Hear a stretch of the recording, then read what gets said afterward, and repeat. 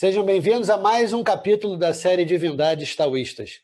Hoje nós vamos ver uma necessidade básica de qualquer pessoa que se converteu, pelo fato de ter sido uma necessidade, se converteu a uma força espiritual, uma necessidade onde os antigos clamavam por uma força espiritual para que aquilo acontecesse. Então, a forma de você suprir a necessidade humana, a necessidade da vida, ela se converte em algo divino, lembrando sempre que o que é uma divindade?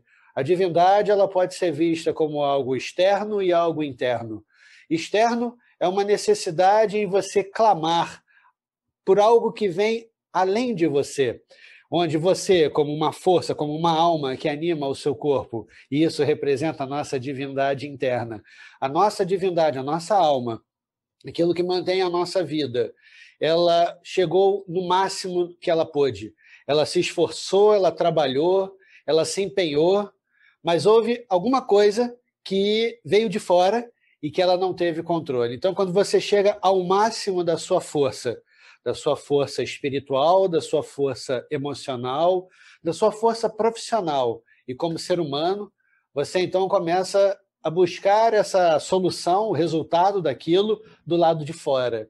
Então você deixa de enxergar o seu esforço pessoal, da sua divindade interna, e passa então a clamar por uma divindade externa, essa necessidade que vai além do controle. Então, do nariz para dentro, nós temos o nosso controle, o nosso esforço, e por isso, como qualquer taoísta fala, eu vou trabalhar, eu vou estudar, eu vou me esforçar e vou ser o melhor que a minha alma pode ser, expandindo cada vez mais o meu talento, a minha natureza, o meu dom, sendo o que eu preciso ser, o que eu nasci para ser, executando aquilo que me é necessário para o mundo, mas também é necessário para mim, para que eu possa me sentir vivo e existindo dentro do mundo. Esse é o primeiro voto de qualquer taoísta, onde ele, seguindo o seu caminho, ele se esforça para ser o melhor possível dentro da sua caminhada. Porém, ele ainda clama, ele ainda, quando a sua necessidade se torna mais forte, do lado de fora, ele clama, ele invoca, ele pede e, principalmente, ele se harmoniza com algo externo, uma divindade que vem de fora, que pode ser a força da estrela, a força da terra, a força de algo como um milagre, não importa. O importante é que ele clama, de acordo com a sua necessidade, por essa força externa, já que a sua alma, a sua divindade interna, ainda um pouco limitada em comparação ao mundo, porque ainda é muito pequena em comparação ao mundo, essa força chegou no máximo, mas ela precisa de mais. E quando a gente precisa de mais, a gente puxa essa força de fora, seja num altar, seja num mantra, seja numa oração, seja numa oferenda, seja através de escritos, de símbolos, de talismãs, pode ser também com amuletos, enfim, não importa a maneira, o veículo que você vai trazer isso para você, que você vai carregar a sua bateria, potencializar a sua força. É importante que, pelo menos, você tenha essa ação. Para isso, a gente vai ver 4 momentos da vida de qualquer pessoa, ou melhor, de qualquer ser vivo. É isso que eu vou mostrar agora. Existem 4 momentos que acontecem na vida de qualquer pessoa. Não importa o ano de nascimento, não importa a duração da vida, tudo vai passar por 4 momentos. A primeira etapa é o seu início. Todos nós nascemos, todos nós temos um início dentro da vida, não importa o ano em que isso começou, o importante é que começou. Então, a primeira etapa é o início. E essa força faz com que você possa adentrar ao mundo, encontrar um ambiente que muitas vezes representa o lugar onde você cresceu, o momento em que você se relaciona com as pessoas, que vai adquirindo gradualmente os seus valores, que vai construindo a sua identidade. Para isso é necessário que você tenha um ambiente, que você tenha pessoas ali cuidando daquela criança e que possa ensinar. Essas 3 forças representam o início. E esse início, ele acontece a todo momento, até quando você entra numa faculdade ou quando você inicia um trabalho, uma carreira. Tudo isso é o momento da sua gestação e nascimento. É onde você começa a ser treinado para se tornar um profissional. É onde você começa a ser treinado para se tornar alguém que se forma em alguma coisa. Essa energia é a energia do início. Fora a energia do início, nós temos a energia do auge. É quando o momento em que você já iniciou a sua vida, você chega no momento auge, onde você está produzindo cada vez mais, onde você trabalha, você está no auge da sua carreira, no auge do seu relacionamento, no auge da sua amizade. Não importa o tipo de auge que você esteja vivendo, todos nós, após iniciarmos alguma coisa, fatalmente vamos chegar no auge de qualquer coisa que a gente inicie, até chegar o momento do seu declínio. O momento do declínio é o momento em que a força vai diminuindo, em que a energia vai diminuindo. Pode ser visto também como o seu envelhecimento, a perda da força vital, ou quando você já não consegue ter o mesmo resultado quando você produz no mesmo ritmo. Às vezes você precisa ter um esforço maior no seu trabalho, uma intensidade maior, dedicar mais horas naquilo para que possa ter um resultado compatível. Então, esse é o momento do declínio. É quando você está fazendo alguma coisa e o resultado já não é mais o mesmo, já é menor. Então, você tem o momento do início, o momento do auge e a força do declínio. E no momento do declínio, após o declínio, você vai ter o recolhimento.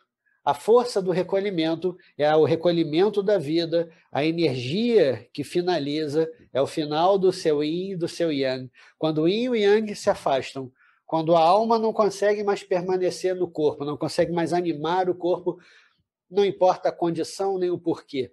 É importante que você perceba o início da sua vida, o auge da sua vida, o declínio dela e o recolhimento.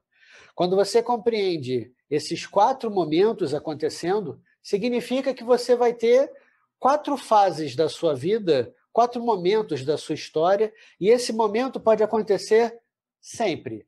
Por exemplo, o início de um dia, o auge daquele dia, o declínio do dia e o recolhimento, que é o final, para dar origem a um próximo dia. O início de uma vida, o auge, o declínio e o recolhimento, para poder dar origem a uma nova vida. O início até mesmo de uma aula desse capítulo, por exemplo, o auge, o declínio e o recolhimento dele. Quando você encontra esses 4 momentos acontecendo simultaneamente, dentro da sua vida, ao mesmo tempo dentro de cada semana, dentro de cada dia, a cada hora e a cada ação, a cada atividade que você tem, quando você percebe esses 4 momentos acontecendo, você vai ter uma estabilidade, uma consciência. A consciência da transição, a consciência da mutação, a transformação das coisas. Quando você precisa organizar alguma coisa e fatalmente reorganizá-la. Por quê?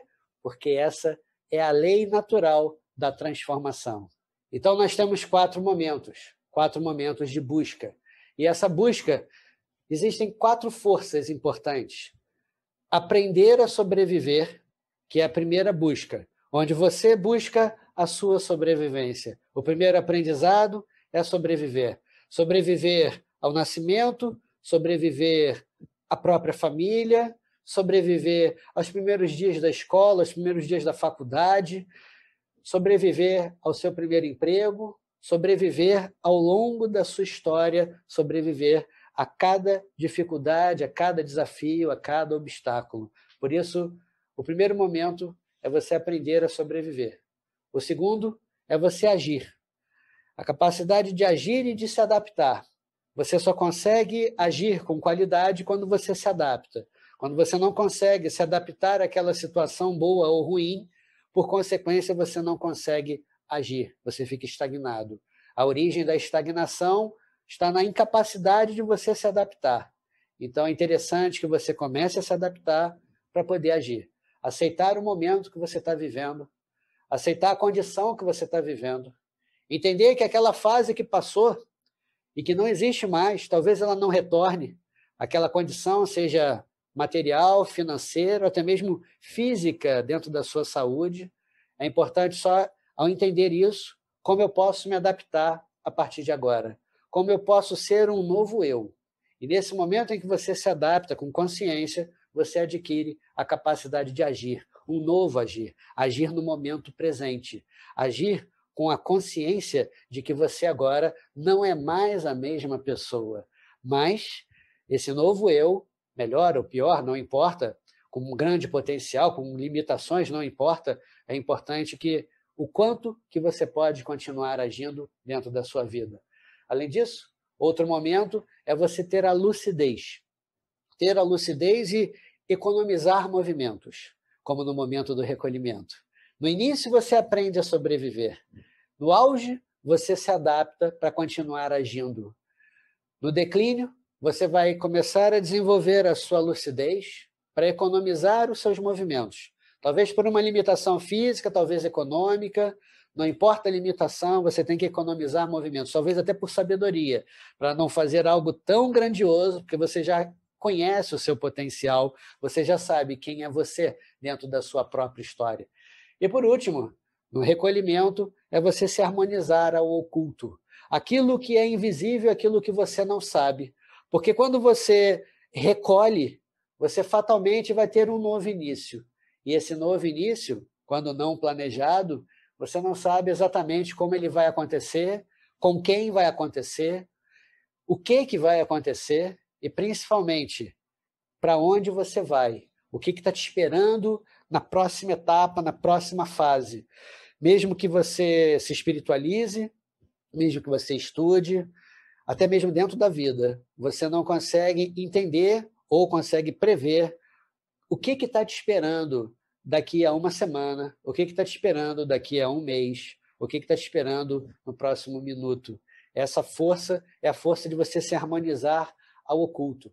E o oculto, como diz uma divindade, o oculto não seria oculto se o mundo não fosse um mistério para os homens. Essa frase é a frase da divindade que a gente vai ver hoje. Nós temos 3 tipos de ocultos, 3 forças ocultas. O oculto material, o oculto mental e o oculto espiritual. O que representa cada uma? O oculto material é quando nós não sentimos o caminho, quando você não sente para onde você está indo, você não sente a força do sagrado acontecendo dentro da sua história. Você não sente o sagrado auxiliando você. Você não sente nada em relação ao espiritual dentro do mundo. Então, no nível material, às vezes por dificuldades, às vezes porque houve uma grande perda dentro da vida, a pessoa começa a não sentir mais, por exemplo, a presença de Deus, a presença da boa fortuna, a presença da prosperidade ou até da saúde, e principalmente não consegue sentir o tempo que ainda resta para que aquilo possa acontecer. Esse é o primeiro oculto, é o oculto material. E com isso a pessoa se sente desprotegida. Por isso, no nível material, uma pessoa sempre busca, dentro do sagrado, a força da proteção. Então, de onde vem a necessidade da proteção? Vem de quando você, dentro do mundo material, dentro do mundo físico, você sente que tem alguma coisa oculta, onde você não sente a presença de Deus, onde você não sente a presença da boa fortuna. Esse é o primeiro oculto. E ainda existe o segundo, que é o oculto mental, quando nós não percebemos. No primeiro você sente.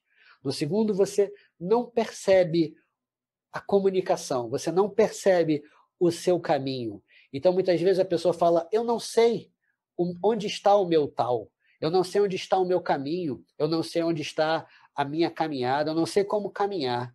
A pessoa sente como se estivesse sem caminho, como se estivesse perdida. Nesse momento, você percebe que o oculto dentro dela acontece no nível mental. O que ela precisa? É como se ela necessitasse de Deus falando com ela. Meu filho, minha filha, vai por ali, faz assim, faz assado, não faça isso, faça dessa forma, não faça dessa. Enfim, a pessoa precisa, que é a segunda necessidade, de uma comunicação. No nível físico, você precisa de uma proteção. No nível mental, você precisa de uma comunicação. Como se você sentisse a necessidade de Deus falar com você, de Deus estar perto de você, de conversar, de ter como se Deus fosse um amigo e você tivesse esse amigo falando para você. Deus como um mentor, ensinando você, caminhando você para que você pudesse caminhar o seu próprio caminho. Essa força é a força da mente. A segunda necessidade é a necessidade mental, o oculto, e parece que Deus fica oculto para essa pessoa. E ainda existe o terceiro. O terceiro é o oculto espiritual, quando nós não encontramos nenhuma resposta do sagrado.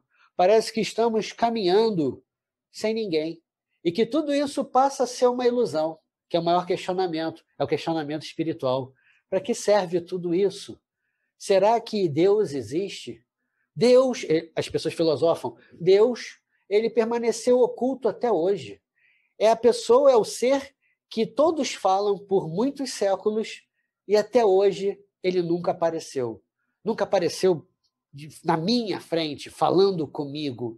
Então, esse oculto espiritual vem da necessidade da pessoa, onde ela não encontra Deus, não encontra a resposta para que as coisas possam acontecer, não encontra o porquê, o motivo de cada coisa que acontece. Por que que aconteceu esse infortúnio comigo? Por que que aconteceu esse infortúnio, talvez com a minha família? Por que que aconteceu isso ou aquilo? Ou por que que não aconteceu aquilo que eu gostaria? Então, ele não encontra a força do sagrado acontecendo dentro dele. A necessidade, que é a busca maior, é que essa pessoa está buscando um milagre. O milagre é o oculto espiritual. Então, nós temos três formas de oculto: o oculto físico, o oculto mental e o oculto espiritual. O oculto físico representa a sua proteção, é a necessidade. O oculto mental é a comunicação com o sagrado. Por isso, muitas pessoas consultam oráculos, vão buscar no I Ching, nos búzios, tarô, runas, videntes, qualquer pessoa que possa servir ou suprir essa necessidade de comunicação. Esse é o oculto mental. Já o oculto espiritual é aquele que, por não entender o porquê que as coisas estão acontecendo, gostaria de um milagre, como se Deus aparecesse e mudasse todas as regras. A partir de agora, não é mais assim. Puxa, mas eu estou tão velho, tão doente, e busca um milagre de rejuvenescer ou de ter mais tempo, de ter mais saúde, e essa necessidade, que é muito natural, todas as pessoas buscam um milagre. Então, nós estamos em busca de proteção, em busca de comunicação e, principalmente, em busca de um milagre. Sendo assim, nós temos uma força do protetor. Protetor de quê? Das ameaças.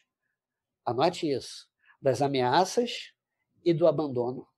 Então, buscamos proteção de acordo com as necessidades que criamos dentro da vida e buscamos a proteção contra o abandono. Sendo assim, a gente clama pelo sagrado através de segurança e através de uma família. E essa família, ela pode ser a sua família de sangue, que às vezes, numa grande necessidade, você se volta para ela. Eu vejo pessoas que peregrinaram pela vida distante da família e às vezes volta por alguma necessidade. Então, você tem a família de sangue, você tem a família da vida, que representa seus amigos, que representam pessoas que aparecem para você, que têm uma intimidade, uma conexão, às vezes, mais profunda do que um familiar. Então, você tem a família de sangue, a família da vida, e você tem a família espiritual.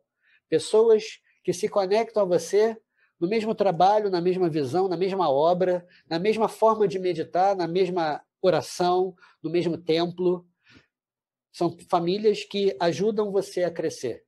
A força da família espiritual, que engrandece, que acrescenta, que caminha junto com você.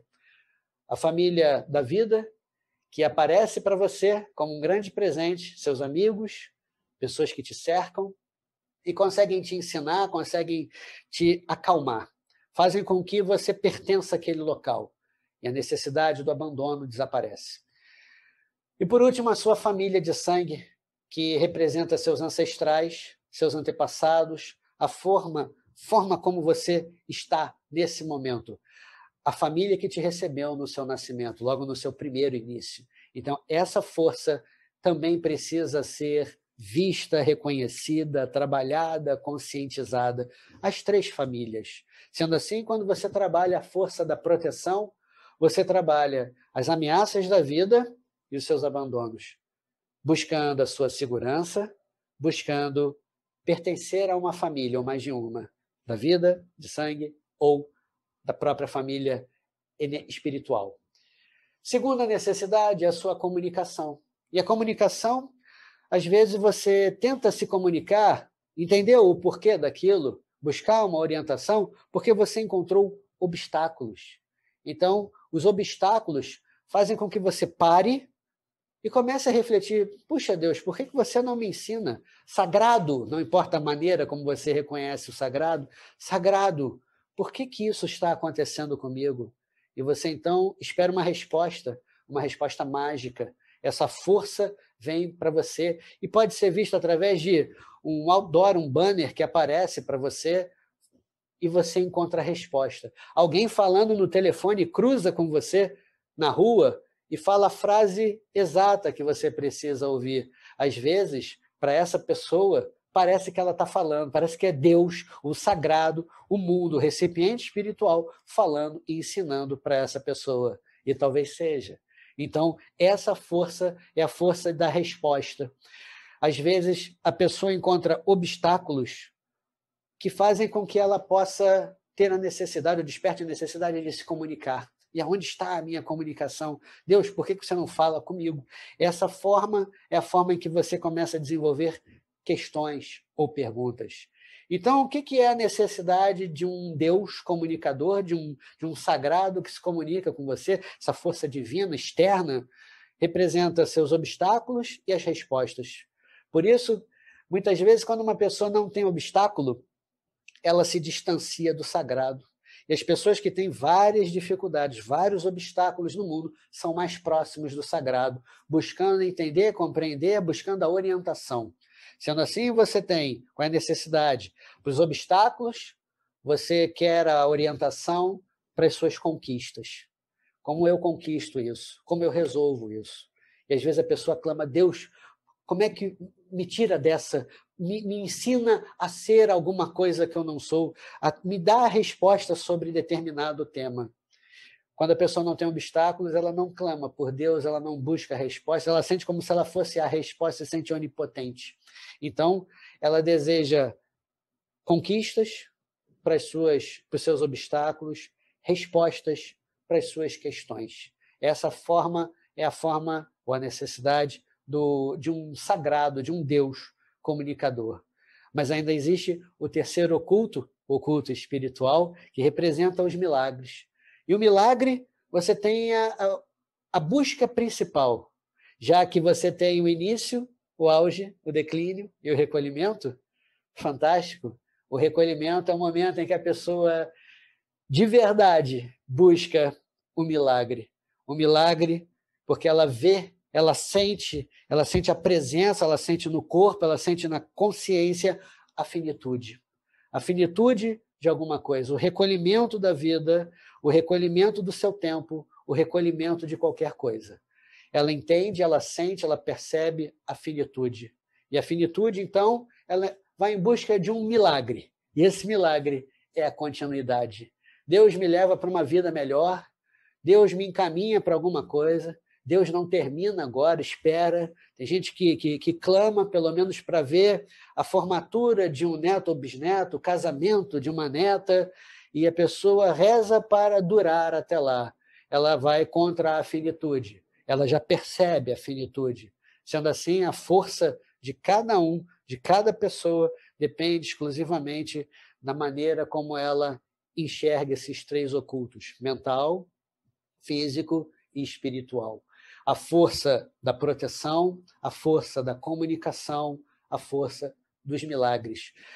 Dentro do nosso caminho, como é que a nossa divindade interna, como é que a nossa alma, nosso espírito, a nossa força, aquilo que anima o nosso corpo, que respira pelo nosso pulmão, que enxerga pelos olhos, que trabalha pelas suas mãos, caminha pelas suas pernas, isso que anima o seu corpo, como é que ela pode trabalhar como força de divindade? Para o primeiro oculto, que é o seu oculto físico, você busca proteção. Então, internamente, você deve trabalhar o seu discernimento. Então, como taoísta, a pessoa deveria buscar a lucidez, a tomada de consciência, o discernimento, de saber, esse é o meu caminho, esse não é o meu caminho. Isso aqui me pertence, isso aqui não me pertence. Essa é a minha família, essa aqui não é a minha família. Essa força é a força do que eu tenho que fazer, isso aqui não é o que, isso não me pertence. Isso é o seu discernimento, saber até onde você pode ir. Saber que você pode ousar, tentar dar um passo maior que a perna, mas ter o discernimento de, pelo menos, entender um pouco a distância para não cair. Então, o discernimento vai trazer para você a proteção. Quando falta discernimento, a pessoa busca do lado de fora. Esse é o oculto material. O oculto mental, que representa a forma de comunicação. Como é que você se comunica dentro de si? É a junção das suas virtudes, dos seus princípios, dos seus valores, que formam a sua consciência. Então, ao ter consciência, a tomada de consciência, tomar consciência sobre o meu caminho, tomar consciência sobre a minha profissão, tomar consciência sobre o que eu preciso fazer, tomar consciência sobre tudo aquilo que eu preciso ser para que as coisas aconteçam, para que a história seja escrita, ter consciência de como eu posso, através dos meus talentos, beneficiar todas as pessoas ao meu redor. Essa energia, a energia da consciência, que vai fazer com que você tenha um incansável pensar, que representa, muitas vezes, a sua forma de comunicação interna. O seu discernimento para a sua proteção, a tomada de consciência para enxergar o seu caminho, é a sua forma de comunicação interna, onde você olha uma oportunidade, na verdade é uma circunstância, você pega aquela circunstância e com muita consciência, você se comunica internamente. Isso faz parte do meu caminho ou não faz parte? Quais são os benefícios que eu terei ao caminhar por aqui, ao aceitar isso para mim? Quais são os benefícios que eu perco ao seguir esse caminho? O que eu ganho ao seguir? O que eu perco ao seguir? E caso eu decida não usá-lo, escolhi um outro caminho, o que eu ganho me afastando disso aqui? O que eu perco me afastando disso aqui? Quais são os benefícios que eu tenho? Quais são os benefícios que eu perco estando, me aproximando, caminhando ou me afastando? Essa é a sua tomada de consciência, essa comunicação interna. Com isso, você adquire as respostas em busca das suas conquistas. A necessidade de enxergar o obstáculo e refletir sobre o obstáculo. Encontrar uma pergunta e desenvolver uma resposta. Essa é a sua divindade interna. Quando te falta esse potencial, quando te falta essa força, provavelmente você vai clamar por alguma coisa vinda de fora. E por último, o oculto espiritual, que representa os seus milagres. A forma de você fazer um milagre. Mas eu posso fazer um milagre? Sim. Aliás, você já é um milagre. Entre tantos espermatozoides, um sobreviveu, um conseguiu entrar. Durante todo um processo de gestação, milagrosamente você sobreviveu. Sobreviveu ao parto, sobreviveu aos seus primeiros anos de vida, seus primeiros dias, seus primeiros anos. Você sobreviveu a várias coisas. Então, é um milagre por dia, é um milagre por semana. Você é uma composição de milagres, um combo de milagres que acontece até hoje. Então, só o fato de você ter sobrevivido até aqui é um milagre. Só o fato de você ter conquistado coisas, porque quando você chegou nesse mundo, chegou sem nada, e hoje você está diante de uma tecnologia fantástica que permite me assistir à distância. Só isso já é um milagre.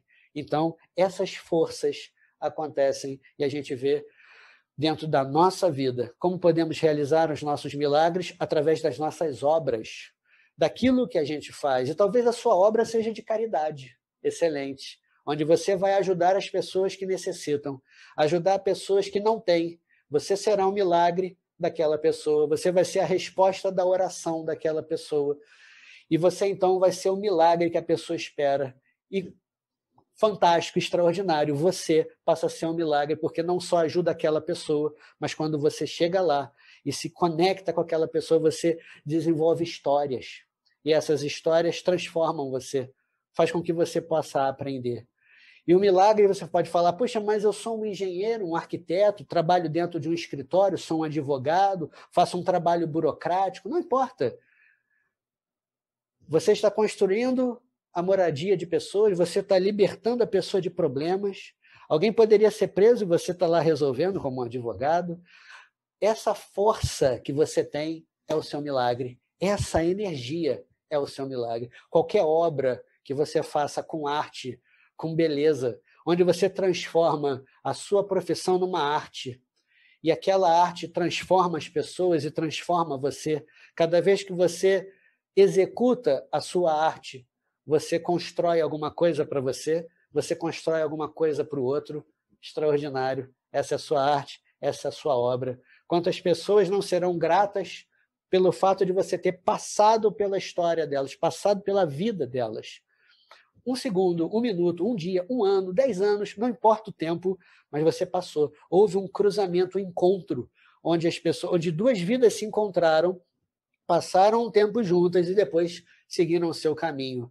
Mas o que ficou extraordinário é a sua obra. E mesmo que a outra pessoa, não importa como ela saiu, se foi por bem, por mal, por discussão, por ruptura, por amor, por caminhada, por evolução, não importa como, agradeça só o fato dela ter existido para você naquele momento. Ela foi o seu milagre, você foi o milagre dela. Então, essa força é a força da sua obra. Então, você tem seu discernimento, você tem a tomada da sua consciência e você tem a execução e realização das suas obras.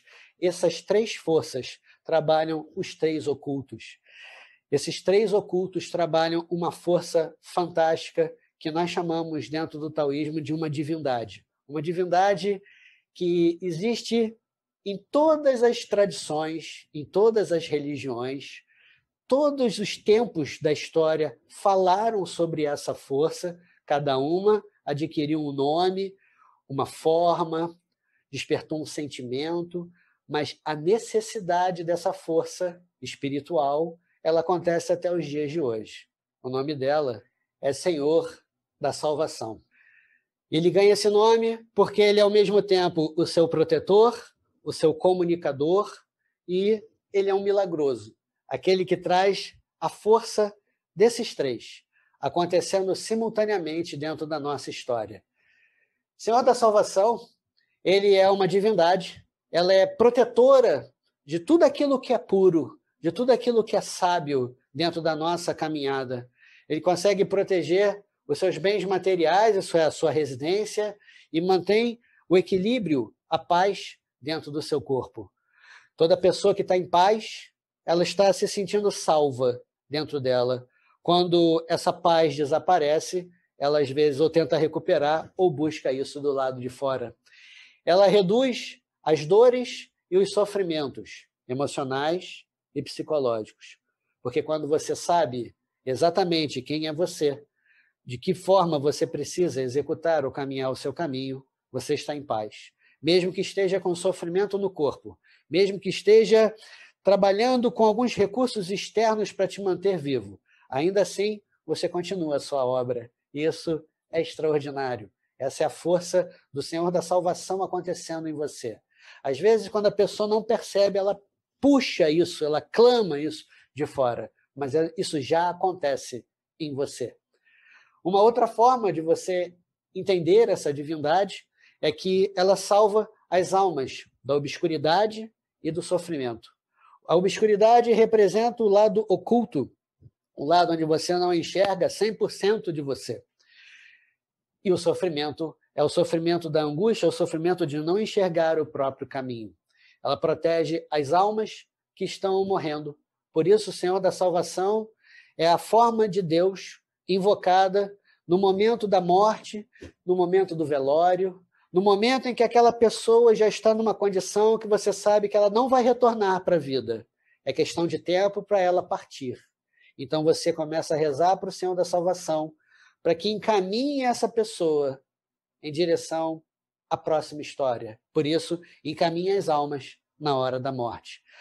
E, principalmente, administra o caminho da alma após a morte. Então, que é a necessidade básica de qualquer pessoa que ficou por aqui. Será que fulano foi bem encaminhado? Será que fulano, como é que está fulano depois que ele partiu? Essa força, esse questionamento que você busca a comunicação, geralmente é suprida pelo Senhor da salvação. Então, os taoístas de muitos séculos atrás, até os dias de hoje, fazem rituais para o Senhor da salvação, para encaminhar aquela alma que saiu do corpo e que vai seguir o caminho, agora sem a nossa presença, sem o nosso auxílio, um caminho único, exclusivo, só dela. Então, a gente pede o auxílio para a força espiritual encaminhá-la, encaminhar para um local certo, para que tenha tranquilidade e discernimento, não que ela seja encaminhada, olha, vai por aqui, vai por ali, não é uma barganha, não é uma troca, ele vai proteger através da consciência, ele vai se comunicar, a força do Senhor da salvação vai se comunicar pelo seu discernimento e vai trabalhar o milagre através da obra, como um merecimento de tudo que aquela alma foi fazendo ao longo da vida. Agora é a hora da colheita. A colheita vem depois que acaba o plantio e o arado. E por último, a força do Senhor da salvação é aquela que desperta a afetividade e também a compaixão por todos os seres. Então, quando você desperta um amor por um animal, um amor por um local, uma árvore, uma vegetação, uma floresta, quando você se sente em contato, quando você se comunica e sente que aquela força é também uma força espiritual, nesse momento você desperta a afetividade. O Senhor da salvação é justamente isso. Ele é regente de todas as divindades que trabalham com cura e com proteção. Então, quando em algumas tradições são trabalhadas a invocação de espíritos que curam, de médicos, de curandeiros, essa força é auxiliada pelo Senhor da salvação. É como se fosse uma grande egrégora, um grande exército de médicos, exército ou egrégora de salvação. Nós chamamos dentro do taoísmo de um ministério, o ministério da salvação, governado pelo Senhor da salvação. Por isso, qualquer força curandeira, qualquer força de cura, representa uma expressão do Senhor da salvação. Então, se você é médico, psicólogo, se você trabalha com a cura da alma, com a cura do corpo, a força que você pode invocar é do Senhor da salvação. Aliás, você já está com ela, só pelo fato do seu talento, do seu dom ser desse caminho. E, por último, conduz as almas para a transmigração, isso é, como se fosse um novo início, uma nova vida, um novo corpo, uma nova história. Essa força é conduzida. Então, a gente aqui reza para que aquela pessoa que foi embora possa ter um novo nascimento, um excelente nascimento, que ela esteja num local bom, mesmo que não seja mais aqui, ou que volte para cá, ou que seja em qualquer outro lugar que a pessoa acredite. O importante é a continuidade, lembra da finitude, que é um milagre. Então você busca um milagre depois da vida. Essa é o fantástico do Senhor da salvação. E o Senhor da salvação deixou para a gente uma frase. Vem de um texto chamado o texto do Senhor da salvação. Eu tenho o voto de salvar todas as almas, todas, mas só posso salvar quem quer ser salvo. Essa frase determina todo o comportamento que um devoto do Senhor da salvação deve ter. Tenha o voto, taoísta adora voto, tenha o voto de salvar todas as almas. Quem passar por você, você vai salvar com os recursos que você tem, não importa. Agora, você só pode salvar quem quer ser salvo. Isso é, aqueles que aceitam a sua presença, que aceitam o seu conhecimento, que aceitam a sua orientação. Aqueles que não aceitam, obrigado, deixe passar, deixe seguir, vai encontrar o próprio caminho. Agradeça só pelo cruzamento, durou 1 segundo, mas se não houve a comunicação, tudo bem, é o caminho da pessoa.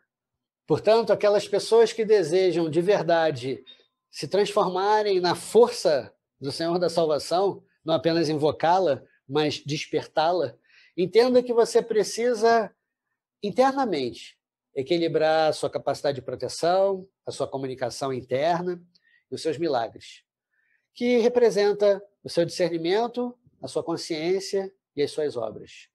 Assim como o Senhor da salvação é uma divindade protetora da pureza, que você seja protetor da pureza, que você trabalhe a pureza e a sabedoria simultaneamente, que você proteja a sua residência, que você proteja e mantenha a paz dentro da residência, dentro do seu corpo. Que você consiga reduzir as dores e os sofrimentos das pessoas ao seu redor. E às vezes, mesmo sentindo alguma coisa, ainda assim você vai lá e reduz o sofrimento do outro. Essa força é a força do Senhor da salvação. Com isso, você consegue salvar todas as almas da obscuridade delas, do sofrimento delas, dos próprios vícios, dos vícios nocivos, dos hábitos nocivos e obscuros, para que você possa proteger todas as almas que te cercam, principalmente aquelas que estão morrendo. E aí você pensa, quais são as almas que estão morrendo? Todas, simultaneamente. Sendo assim, enquanto todas as almas que tiverem um tempo, e esse tempo está passando, isso representa todas, vá lá e auxilie. E não importa a necessidade do outro. Vá lá, não importa o discernimento do outro. Vá lá, não importa o milagre que a pessoa espera. Vá lá, seja o primeiro milagre dela, seja a primeira resposta. E dessa maneira você consegue trabalhar a força da salvação, a maneira como você vai gradualmente trabalhando você e invocando o externo. Mas antes de invocar o externo, desenvolva o Senhor da salvação em você. É dessa forma que você melhora. E caso você se sinta ainda restrito, aí sim que vem a invocação externa. Essa é a mensagem que eu tinha para passar hoje.